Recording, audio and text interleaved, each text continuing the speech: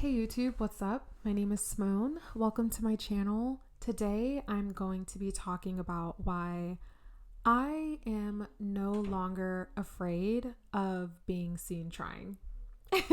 And neither should you, but I'm not afraid of being seen trying anymore. And I want to talk about those reasons. So, the number one reason, and I'm looking here at my laptop, obviously, because I have my notes here, but the number one reason why I am no longer afraid to be seen trying is because I want what I want more than I care about what people think of me. And I feel like that tends to happen as you get older, right? I just turned 31 like a few days ago, and I just don't care about what people think of me as much. So, yeah, it just makes me care less. I think that a lot of us are afraid to be seen trying because we don't want people to judge us and we feel exposed and we don't want to appear cringe, right? But I also think the reason why we think it appears cringe is because we want to come out the gate swinging, right? I've mentioned this in a few of my other videos that a lot of like a big part of the reason as to why I didn't post on YouTube for so long, apart from just like life and like school and things, is because I wanted my videos to look like some of my favorite YouTubers, or I wanted them to look like really perfect, but I realized that I have to give myself time to get there, right? Every and by the way, this whole topic and conversation is within the context of like being seen trying is within the context of like content creation, or maybe you want to be a musician. You know what I mean? So yeah, you get it. But yeah, like a lot of the content creators that you look up to, they started at zero at one point in time, right? A lot of them started with their phone and without even having like a microphone in their hand, and without before like they even knew how to edit. If you go and look at some of your favorite content creators and you scroll through like their first content, unless they have it like hidden, which I understand, but yeah, it's not gonna look like what their videos look like today, right? So just don't be afraid to look like a beginner, right? Don't be afraid to be seen trying.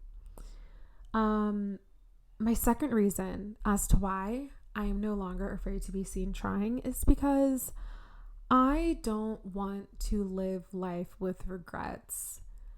I don't want to become resentful, right? And I don't want to become resentful of people that are achieving the things that I want and that are showing up and are putting on the work, are putting in the work. And then I go on YouTube and I'm thinking like, oh, I should have started a year ago. I wonder what my channel would look like. Yeah, let's not do that. I just feel like if you don't if you don't try, you're going to be wondering what if I had started that YouTube channel? What if I had um it could be anything, right? What if I had, wrote that book that I said that I always wanted to write? And then you can end up looking at people who are authors and, just becoming resentful, or just feeling like really regretful of your choices. So, yeah, we're not going to do that. Um, Speaking of becoming resentful of people who are achieving the things that we want to, I was thinking the other day, like how sometimes, well, actually, often I do see people talking smack about influencers, and honestly, I get it. Uh, I get it sometimes, but for example, I think a good example would be someone like Emma Chamberlain. I often see people talking about like Emma Chamberlain or like Addison Rae and just like some of like the fashion girlies, like some of them, and they're like, oh my gosh, like I don't understand, why is this person so popular? How do they have so many followers? Like they get paid to literally just do nothing. Like, I just don't get it. I don't even think that what they say is interesting and yada, yada, yada. And I think the reason why some people feel that way is because they know that that could have been them. You know, I'm not saying this is everyone that talks like this, but I think for some people, it's like they look at Emma Chamberlain and they're like, I look like her. I come from a similar background. If I had made videos like she did and I was consistent at it and I became good at it, would my life look like her life? Would would I be like making millions of dollars instead of like sitting in this job I hate? Like, you know what I mean? Sometimes I do wonder that if that's really how some people might feel. Um okay, so my last reason is that as to why I'm not afraid to be seen trying is that there are too many opportunities that are out there. And I feel like it would be foolish to let these opportunities pass me by. I feel like the internet, social media, I just feel like it's still pretty new when you really think about it, right? For example, I was looking it up today. YouTube launched in 2005. Okay, so that was like 20 years ago. Instagram in 2010 and TikTok in 2016. I remember when all of these things launched, right? That's not, to me at least, that's not really that long ago. What are these platforms going to look like 20 years from now? 30 years from now? Do you know what I'm saying? What new social media, like these are like the big three. I feel like YouTube, Instagram, TikTok, Pinterest, you know what I mean, are like the big four. But there could be another big one that is coming up that we don't know about. And maybe Instagram is like has been the big thing since, oh, there's a bug in my room. I will get that after this video. But maybe Instagram has been like the big thing since 2010, right? But maybe another platform is going to come and kick that one to the curb, and then that's going to be a new opportunity to come. And first we had long form content, and now we have seen a rise of short form content, right? Like, what's the next thing?